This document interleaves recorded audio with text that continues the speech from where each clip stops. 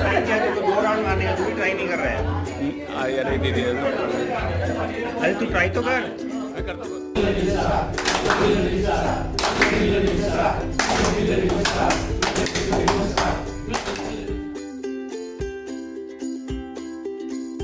Okay, Akarshan, I think the one thing which makes me very glad is that the program for which the objective with which we set up this program, I think the objectives are being met quite well, and the approach is good towards this program. The preparedness has been very good.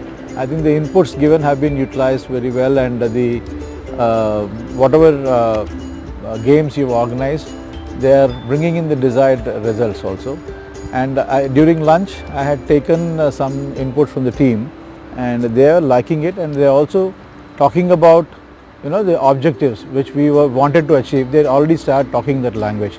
I think that brings a lot of happiness to me personally, because the whole idea with which we organize this program, I think that's yielding results. So, and then of course we would further need to take it forward and actually start translating this into the desired actions. Overall, it's been a wonderful program and experience for me, and I'm pretty happy that we did this, and I thank you, Akarshan, for this wonderful program you've organized.